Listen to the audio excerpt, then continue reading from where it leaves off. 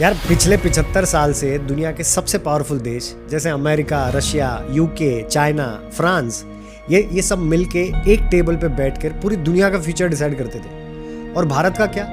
जबकि भारत दुनिया की सबसे बड़ी डेमोक्रेसी है, फास्टेस्ट ग्रोइंग इकोनॉमी है, सबसे ज्यादा पीस मिशंस का लीडर बना है आज तक, उसको बाहर रखा गया, बाहर खड़ा करके रखा गया, गैरों की तरह ट्रीट किया।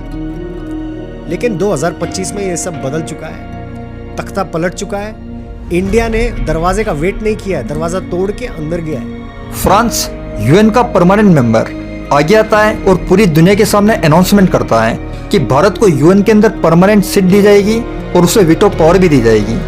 यह कोई दोस्ती नहीं थी, यह कोई सिंपैथी नहीं थी, यह एक ग्लोबल एक्सेप्टेंस था, क्योंकि फ्रांस को यह बात अच्छे से समझ में आ चुकी है कि भारत के बिना यूएन सिक्योरिटी काउंसिल अधूरा है। भाई देखो, दुनिया इंडिया पर कोई एहसान नहीं कर रही है, बल्कि दुनिया इंडिया से डरी हुई है, उसकी ताबड़तोड़ ग्रोथ को देख के, और डिपेंडेंट भी हो चुकी है।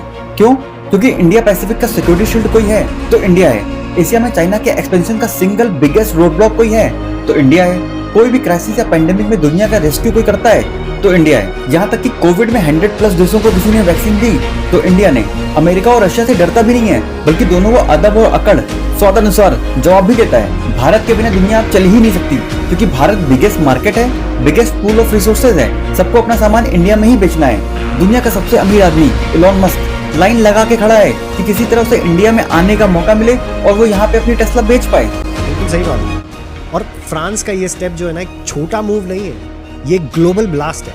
क्योंकि फुल वीटो पावर का मतलब किसी भी ग्लोबल प्लान को, किसी भी ग्लोबल डिसीजन को वो रोक भी सकता है, पलट भी सकता है, और भारत अब वो उसको बनवा भी सकता है। दुनिया का पावर बैलेंस अब वेस्ट नहीं, ईस्ट यानी कि भारत बनेगा। फ्रांस का पूरी दुनिया को क्लियर मैसेज था, तैयार रहो, दुनिया की फास्टेस्ट ग्रोइंग इकोनॉमी अब हमारी रेस में आ रही है। साथ ही में पुरानी कॉलोनियल पावर्स को भी क्लियर सिग्नल है। कई सालों तक इंडिया को वीटो पावर की जगह सिर्फ लॉलीपॉप दिया गया, क्योंकि मौजूदा P5 देशों में से एक चाइना चाहता ही नहीं कि उसका एशिया में दबदबा कम पड़े। अभी भारत को वीटो पावर मिलती है तो चाइना की डोमिनेंस खत्म, और खत्म तो वैसे भी कर देंगे।